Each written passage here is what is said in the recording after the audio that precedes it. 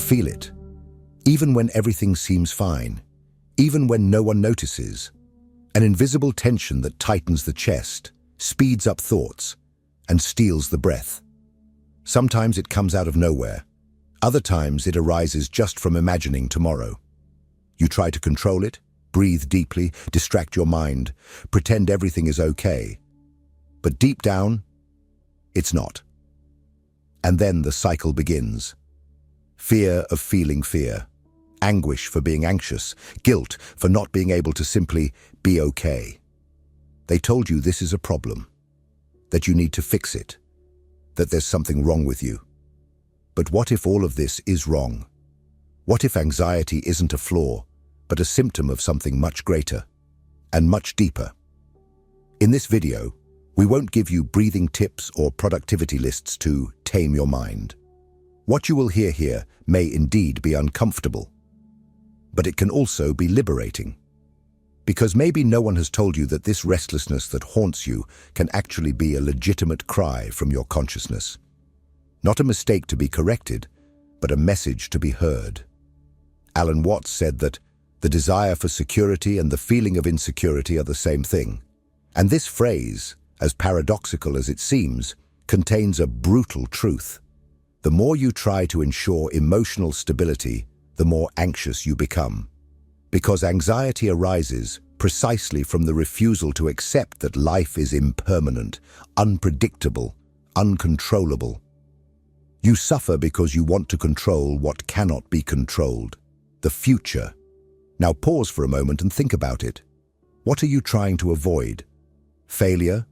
Pain? Abandonment? Death? Whatever it is, anxiety emerges as a natural mechanism in the face of uncertainty. And that's where biology comes in. Robert Sapolsky, one of the greatest living neuroscientists, shows in his book, Why Zebras Don't Get Ulcers, that the stress system that consumes us today was originally a survival tool. Our brains were shaped to react to real physical dangers, like a predator in the savannah. But today, the predator is a notification on your phone, an email, a thought, and the alarm keeps ringing. You're not going crazy. You're living in an ancestral body, trying to survive in a modern world. Your brain doesn't know there's no lion hunting you. It reacts the same way, with muscle tension, rapid heartbeat, shortness of breath. And when this response repeats every day, what was meant to be a defense mechanism becomes an internal prison. But here's the central point.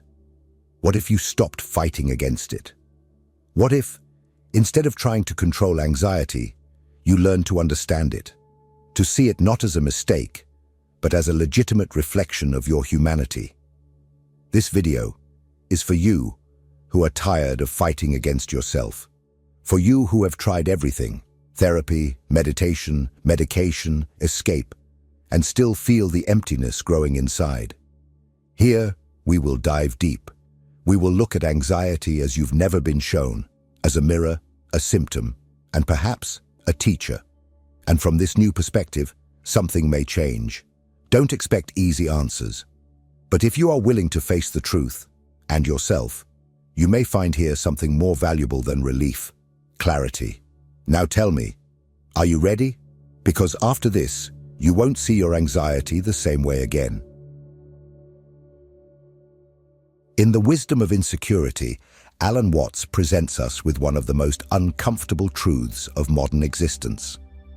We live in a constant state of anxiety because we are obsessed with security. But what we fail to realize is that this obsession is, in itself, the root of insecurity. The very desire to control the future, to ensure that everything will turn out well, is what throws us into a spiral of fear and paralysis. Watts points out that modern humans live like ghosts, caught between a past that no longer exists and a future that has not yet arrived. We are always projecting ourselves forward, trying to anticipate risks, ensure stability, avoid chaos. But in the process, we neglect the only place where life truly happens, the now. According to him, We live in a state of continuous frustration because we seek a certainty that the very fabric of reality cannot provide us. Nature is change, flow, impermanence. Everything is in constant transformation, including you. But instead of accepting this, we cling to illusory structures, plans, goals, controls, as if this could prevent the inevitable. And it is this resistance to what is that generates the tension we call anxiety. For Watts, anxiety is not a mistake of the mind. It is a natural reaction to the absurdity of trying to live as if life were predictable. We fear emptiness, silence, death, and so we invent ways to fill them: careers, relationships, religions, distractions. But none of these constructs provide us with the security we seek, because none of them are static. Everything slips away, everything changes, everything dies. And the more we try to keep everything under control, the more anxious we become. He writes, "The search for security is a contradictory desire. When you seek to feel secure, you are precisely assuming that you are not. And that, in itself, is insecurity." This is the key point. Anxiety does not come from reality itself, but from our futile attempt to deny it. We want to control the waves instead of learning to surf. We want to ensure a stable future in a universe in eternal mutation. And in this process, we cease to live. Indeed, according to Watts, the more you try to plan your life, the more you lose touch with real life, which only exists in the present moment. And here is Watts' final blow. There is no possible liberation while you insist on resisting the now. It is only when you deeply accept the instability of existence that the mind can begin to relax. Anxiety, in this context, dissolves not through force, but through understanding. Not through escape, but through surrender. But then, if the root of anxiety lies in our mind that refuses to live in the present, what happens when we look at the body? What if this constant state of alertness is more than a mental pattern? What if it is deeply ingrained in our biology? This is what we will explore in the next part. If this content is making sense to you, click the subscribe button and subscribe to the channel. Thank you for your support. While Alan Watts reveals to us the existential abyss of a mind that refuses to live in the present, Robert Sapolsky takes us to an equally disturbing dimension: the body, the flesh, the nervous system that you carry within you. And what he shows is as impactful as it is revealing.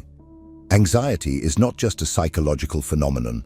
It is, above all, a direct reflection of our biological heritage. In Why Zebras Don't Get Ulcers, Sapolsky begins with a brilliant provocation.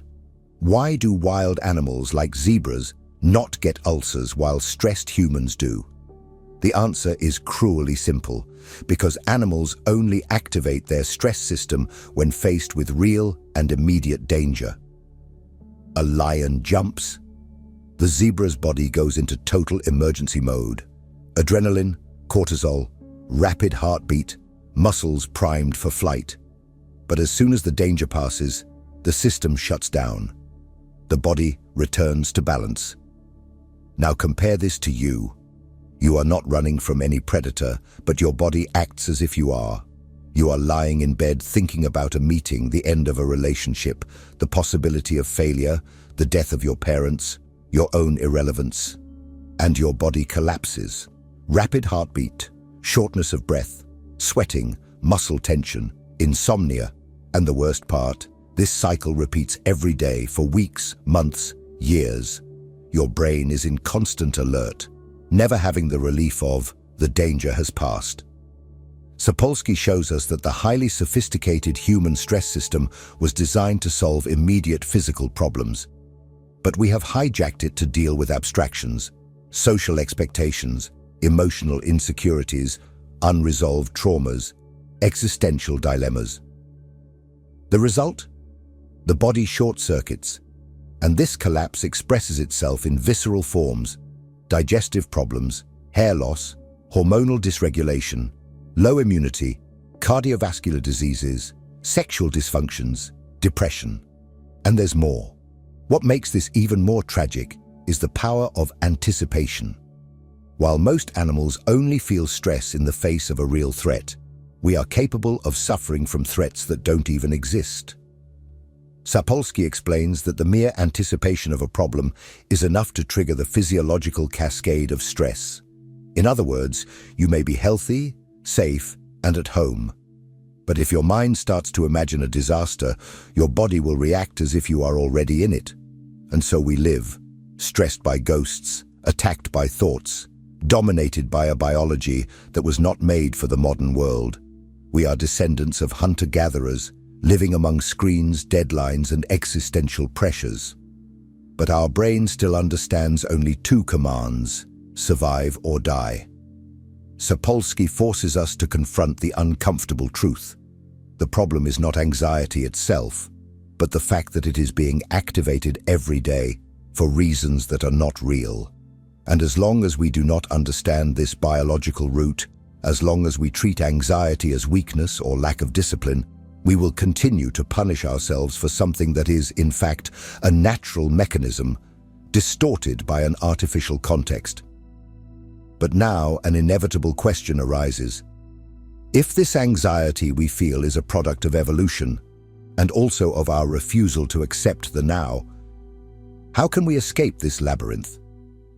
If it has a biological and philosophical function, how do we stop seeing it as an enemy and start understanding it as a signal? In the next part, we will take a decisive step, understanding how this anxiety can be seen as an invitation to awareness. We are faced with a cruel paradox. The more knowledge we have about the world, the more insecure we become. The more access to information, the more anxiety. The more choices we have, the more paralysis. We live in what Alan Watts called the era of insecurity disguised as progress. A civilization that idolizes control, but has built its foundation on fear. The fear of failure, the fear of loss, the fear of losing control over what has never truly been in our hands. Watts asserts that this modern collapse begins in the mind and spreads like an invisible epidemic through the body, culture, and the way we relate to one another. We are taught from an early age that we must have a plan, a purpose, a clear direction, that we must be productive, stable, emotionally regulated, and at the same time, we are bombarded by uncertainties that none of these promises can sustain. Life changes, the world goes into crisis, people leave, the body gets sick, chaos invades, and suddenly, everything that seemed secure dissolves before our eyes. And what do? We rush to try to control even more. We set goals, seek techniques, follow gurus. We create obsessive routines, self-help philosophies, and motivational speeches that deep down are nothing more than desperate attempts to silence fear. But as Watts would say, the more you try to grasp water with your hands, the more it slips through your fingers. Anxiety then arises as an inevitable reflection of this struggle, a mind that refuses to accept impermanence, and a body that collapses trying to obey impossible orders. Robert Sapolsky reinforces this tragedy from a biological perspective. He shows that our stress systems were designed to handle short-term events, and that the body simply was not built to maintain a constant state of alertness. What happens when this system is activated day after day, for months or years? What happens when the threat never disappears because it exists only in your head? The answer is simple: collapse. Not metaphorical, but literal. Cells aging prematurely, cognitive functions deteriorating, compromised immune response. An anxious mind not only suffers, it makes the whole body sick. And the cruelest part is that, even in the face of these signs, we insist on blaming ourselves. We believe that anxiety is weakness, that stress is a lack of balance, that we just need willpower. Nothing could be further from the truth. nothing more destructive. Both Watts and Sapolsky agree on a central point. Resisting the nature of life, whether psychological or biological, creates suffering. And this suffering manifests as chronic anxiety, existential exhaustion, as that emptiness you feel but cannot name. But what if we stopped resisting? What if, instead of continuing to fight against anxiety, we began to listen to it? What if this constant state of tension were not a disease, but a language? An attempt by your body and mind to say that something needs to change. This is what we will talk about next. And what if, instead of trying to eliminate anxiety, what you really need is to understand it as a language that your psyche, your body, and even your history are using to try to wake you up? Anxiety, when observed deeply, reveals itself less as a problem and more as a symptom. A reflection of something internal that has been neglected for too long. It is the alarm that sounds when there is incoherence between what you live and what you feel. When your external life follows a script of obligations, masks, and expectations, but your internal truth screams for authenticity, pause, and meaning. In this sense, anxiety is not your enemy. It is the guardian of the boundary between the false and the true. Alan Watts saw this with disconcerting clarity. For him, psychological suffering arises when we try to sustain an identity that does not correspond to reality. We want to appear secure, controlled, strong, even when inside we are crumbling. And, as he writes, to be insecure is to be alive. Pretending otherwise is the perfect recipe for collapse. Watts proposes that anxiety is the friction between who we are and who we pretend to be. A brutal reminder that we cannot continue living unconsciously without paying the price. On the other side, Sapolsky provides us with the physiological basis of this collapse. He shows that there is an intelligence in stress, an evolutionary function. It exists to protect you, to alert you, to prepare you. But when ignored, repressed, or distorted, this same system begins to act against you. Anxiety ceases to be adaptive and becomes self-destructive. But notice, this does not happen because it is wrong, but because you stopped listening, because you started fighting against it instead of understanding it as an ally. And it is precisely at this point that a new possibility arises. What if, instead of continuing to deny what you feel, you learned to observe?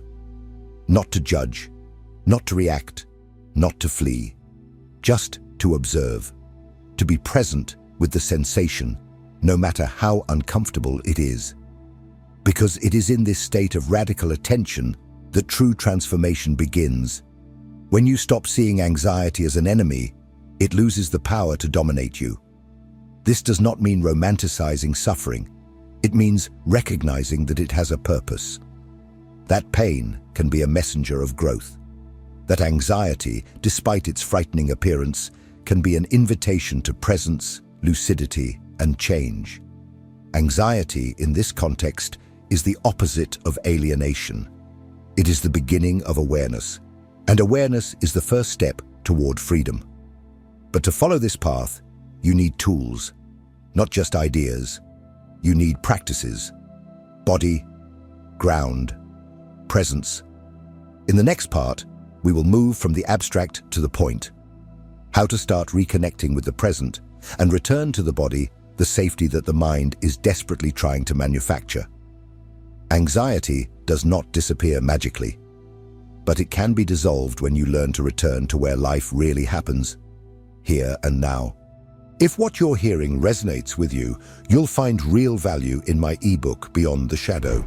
It breaks down Jung's core ideas and gives you tools to understand yourself more deeply. Link is in the pinned comment.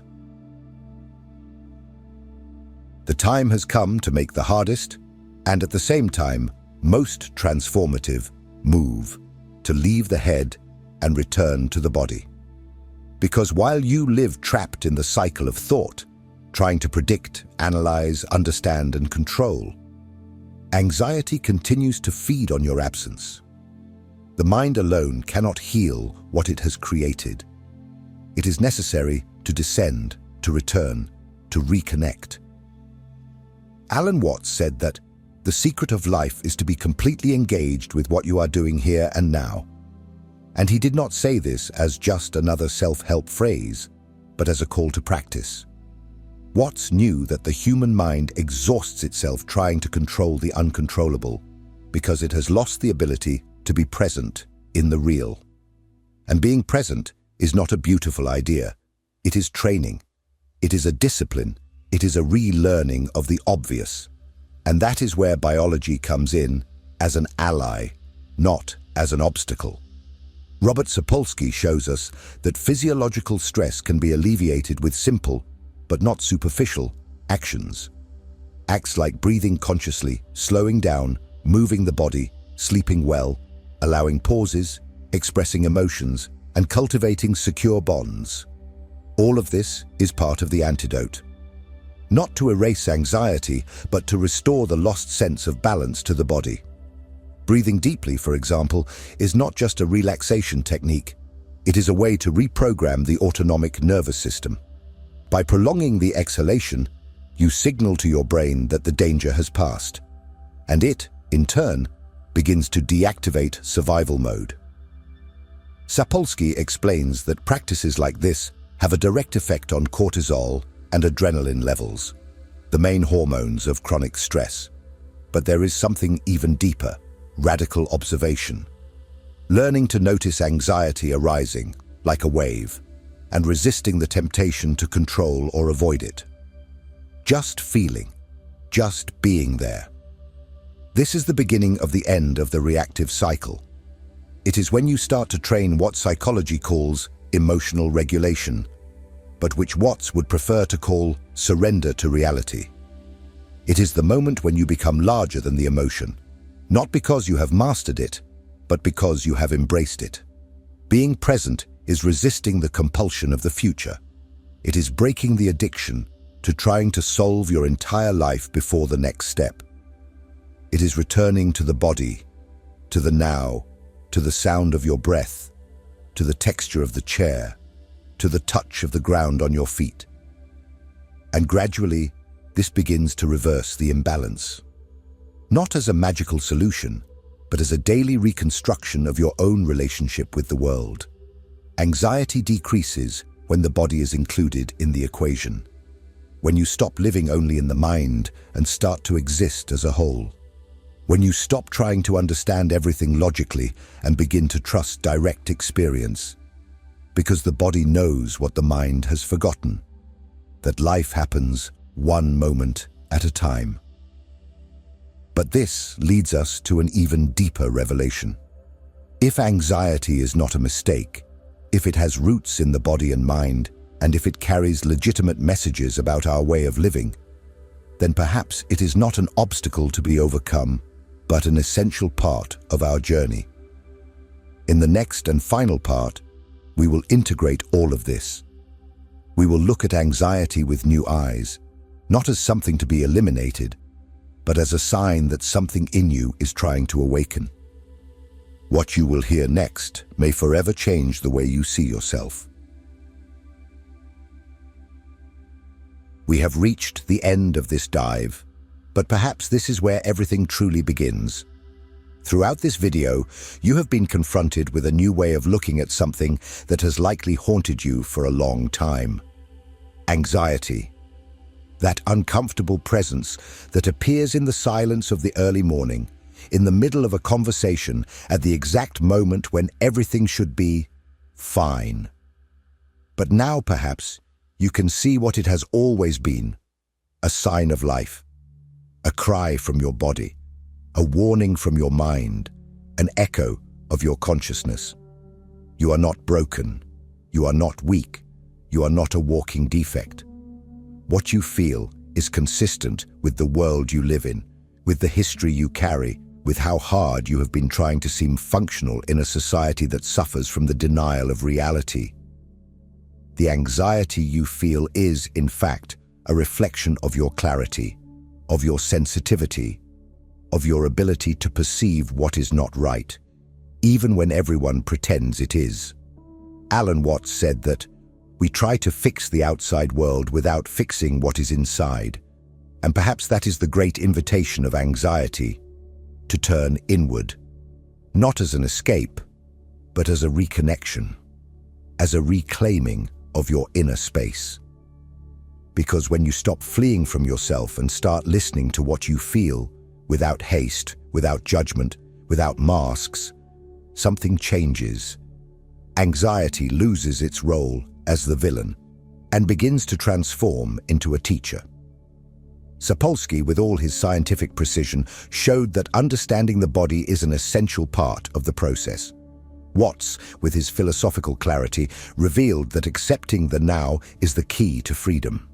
And now, it is up to you to unite these two truths, not to cure anxiety as if it were a virus to be exterminated, but to mature through it, to become someone more whole, more aware, more present. And this is not done in a video, nor in a day.